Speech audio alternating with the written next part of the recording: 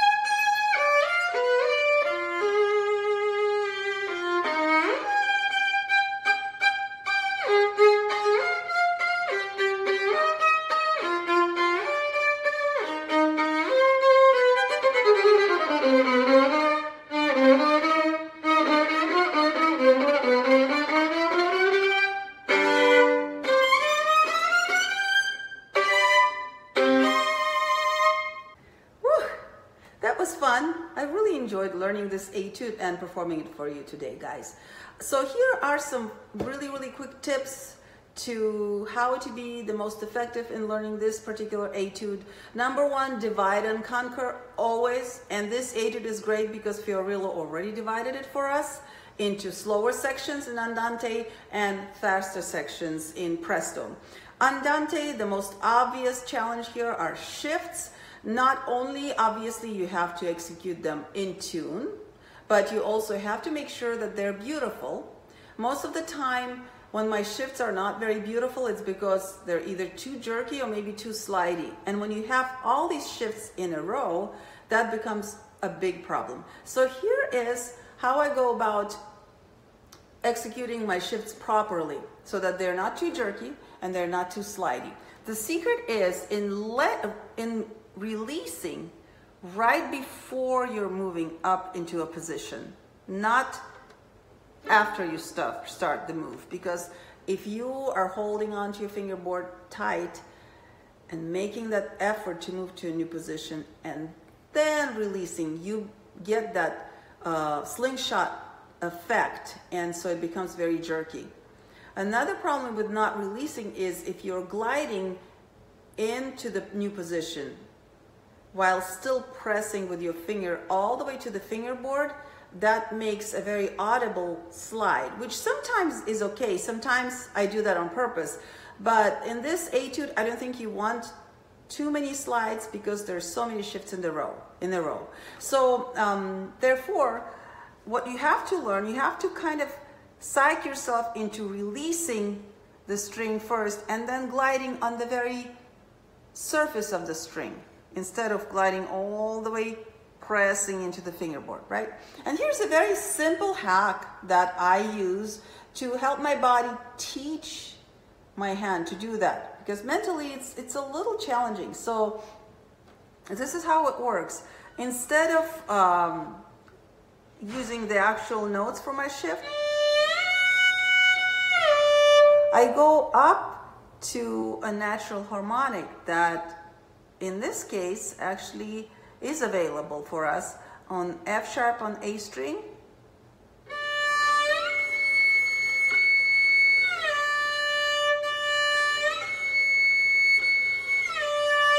try that.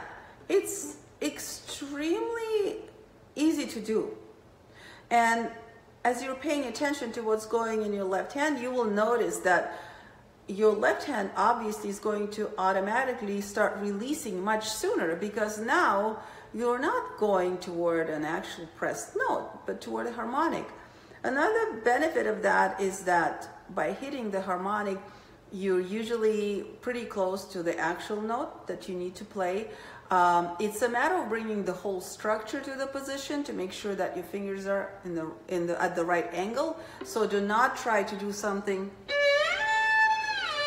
like that, because obviously that defeats the purpose. You want to move your whole structure into the position and nail that harmonic. And it always is helpful to do it both up and down. Now, obviously not every shift is going to be able to be substituted by a natural harmonic at the end. But if you do it just on those shifts that are substitutable, then you will teach your hand the right technique, and it will really, really improve the rest of your shifts. So that's my shift hack number 1. So here we're in the presto section, and I'm going to be working on a presto section that starts in measure 67. They're all very similar, so we're going to work on basic principles. Therefore, you could apply them to any section of this etude. However, I would love to have your comments. If there are certain sections or certain particular technical issues that I am not discussing in this video, please, please, please post. I would love to answer. I would love to make another video. I was thinking of making actually a live on YouTube and having you guys pitch in and ask any questions you'd like concerning both of the all-state etudes. So please post comments if you would like me to cover some other issues in these etudes or anything else for that matter. So I will dive into the octaves first, because I think this is kind of the scariest issue in this presto, being in tune, you know, getting there, making your octaves sound good. Number 1, in measure 43, for example, right? This is what I learned about octaves. Getting the very first octaves correct, octave in tune, goes a long way. That really helps your hand. So I would just practice any way you can in getting from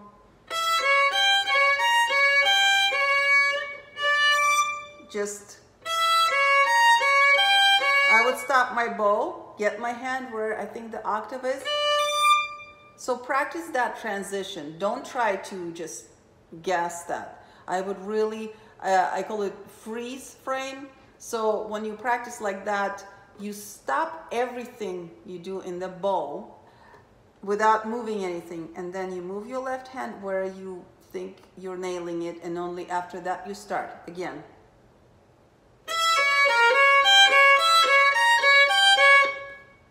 You see, my bow is completely frozen. I'm not moving anything, but I'm already in place. Because this is what probably will be number 1 cause of you not getting this octave. Your bow arm will probably move too fast. it wants to start bowing as soon as your hand is in the position. And there is kind of a shift and the adjustment in your left hand that you need to make. So in order to really nail that, this is not a hard octave to nail, but you have to give yourself time. So I would practice that freeze frame technique. So that's number one hack for this. Really make sure that your left hand is ready before you start playing with the bow. When you practice the freeze frame technique, after a while your bow arm gets a message, and then you just get into a habit of getting your left hand a little bit ahead of the bow there, and that's it. That will fix that. So you practiced real hard, you did your freeze frame technique, now you always nail that very first octave in the passage. But next, how do you keep the whole passage in tune? And I think the secret here is in really being very strategic with your shifts. Because technically, each octave is supposed to be in a different position, right? Right? 3, 2, 3, 4, 4, 3, 4, 5. But in this fast tempo, if I were shifting my whole structure to a different position on every octave, I would get lost. And so what I do, I keep my thumb in the same place when I'm moving by half steps up or down. And I only move my thumb and my whole structure when I'm moving at least a whole step up or down. So it will look something like this. And now I'm going to shift. Did you see that? I kept my thumb in the same third position place while I was moving from D to C sharp back to D. But then once I had to move up a whole step, that's when I moved the whole structure, including the thumb. And I found that the most useful hack to playing octaves in tune, and what you have to do, you have to really practice in and make yourself a plan of where exactly you're going to just move around the position and keep your thumb in the same place, and where you will actually make a shift and move the whole structure. Now once you go up from the fourth position, it's a little easy because you basically keep the thumb in the same place. But going down from fourth position and down, that's when it can get confusing. So this is my second hack for the octaves. I hope it was helpful. Well, this is it for today. I'm so glad we got to work on this etude. I know that there's so many more issues we could work on, so please leave comments. Share if you like this video, please give it thumbs up, and please subscribe to my channel not to miss my next video where we'll be hacking the other all-state etude. It's a Rode etude, I believe number 22, and that will be fun also. If you would like to have an actual live on YouTube, please let me know in comments. I would love to do that. And until then, have a wonderful week and happy hacking.